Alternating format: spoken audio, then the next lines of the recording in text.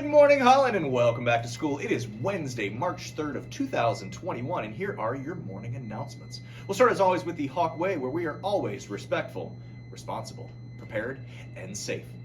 Did you guys know that today is National I Want to Make You Happy Day? And because Mr. Lowry always aims to please, I'm going to go ahead and announce some birthday names that I might have missed the beginning of this week because I want to make you guys happy. So celebrating birthdays Monday of this week, Tuesday of this week, and today, happy birthdays go out to Logan, Brooklyn, Leon, Faye, Autumn, and Ava. Happy birthday to all of you. If you're in the building, please come on down to the office to get your birthday pencil and sticker. If you're in tomorrow, you may stop down then as well. I hope I made you happy. As you guys head down to the cafeteria today, your option is going to be either a grilled cheese sandwich or the ever amazing and tasty peanut butter and jelly Uncrustable. All right, let's cut things outside now to my good friend, Mr. Evans, and find out how things are looking for weather when you guys head out for recess this afternoon. And the home of the brave. Play ball. How was that? Great. Do you know why I was doing that for you? I can't believe you listened to that whole thing, Mr. G. Wasn't that great? Today is National Anthem Day. What? Today is National Anthem Day. Oh, I can't hear right now. Would you like me to sing it again? No. What would you like? The weather. Oh. Okay. Well, you can't see, but it is a beautiful day. Sun is shining above Mr. G's head. It's going to be out all afternoon, and boys and girls, you will be out this afternoon for recess. Make sure we don't go down in the grove. A little bit wet down there, but you got plenty of the playground to enjoy today. Back to you, Mr. Lowry. Oh, say, can you see? Wow, thank you very much, Mr. Evans. You sound about as lovely as the pipes you all hear squeaking next to me right now. Good job, though, Mr. Evans. All right, ladies and gentlemen, thank you for being here on Wednesday. I know for you folks watching in the building, this was a flipped schedule week for you. Thank you for being here, and I do want to remind you that you guys will not be in school on Friday. That is going to be an asynchronous learning day for you all, no students in the building, which will also carry over into Monday as the final asynchronous learning day of the year, with the return of all students beginning on Tuesday morning of next week. We look forward to having you all back here in the building very soon. I hear Mr. Evans singing again. All right, guys, for your jump rope heart fact of the day today, rather than listening to me give you a fact about why jump rope for heart is so important and taking care of your heart is so important, we're instead going to cut to one of our very own Holland students here who has benefited from the proceeds of jump rope for heart himself. So I'm going to cut things over now to second grader John and let him tell you a little bit more about why jump rope for heart is so very important. Thank you, Mr. Lowry. I have a very special guest with me today. I have a hero with me today. This is one of my heroes. From Mr. Conrad's second grade class, we have Jonathan Benton joining me. Good morning, Jonathan. Good morning. All right, and Jonathan is here. I want to ask him a few questions. He's very brave today because he's going to share his story, a little bit of his story. A couple years ago, Jonathan actually had to have some heart surgery. Very scary thing for anybody, especially a younger child. And Mrs. Brown right now is doing her Jump Rope for the Heart campaign. And you've heard Mr. Lowry talk about it. Students have the opportunity to raise some money, and that money goes to help children and other people around the country who face the situation that Jonathan was in a couple years ago. So first of all, Jonathan, how are you doing since since your surgery? Pretty good. Pretty good. What do you remember? Like, why do you think this jump rope for heart is so important for kids? Because I think kids like me some parents might not have the money to get in the hospital. Mm-hmm. So they might need some of that money to help them get their kids in. And so, like I said, that hospitals are it seems like a scary thing. Yeah. Do you remember, was it scary? Not really. No? Did you have some nice doctors and nurses? Yeah. All right, very good.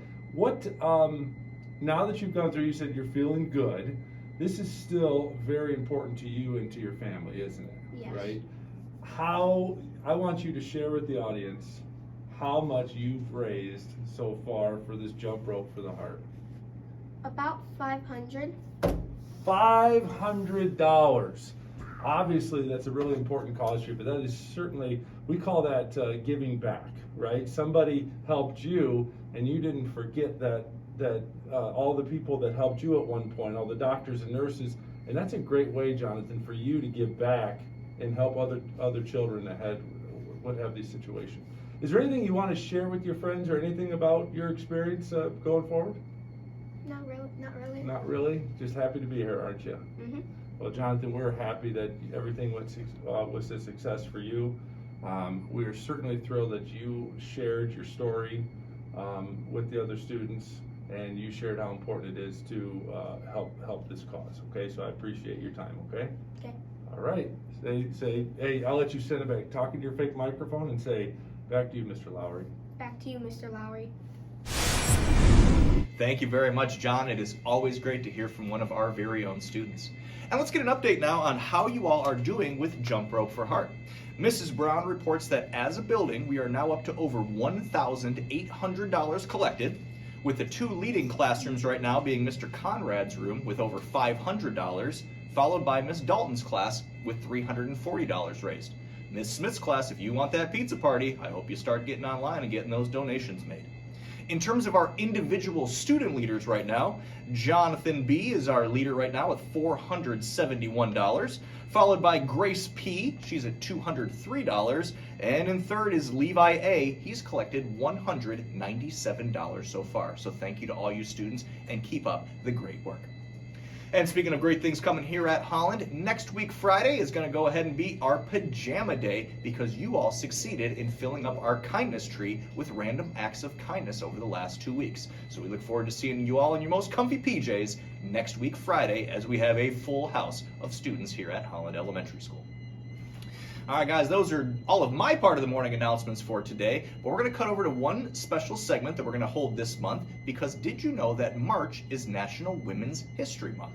So today with your Women's History Fact of the Day, or Biography of the Day, is going to be our principal, Mrs. Hartbarger.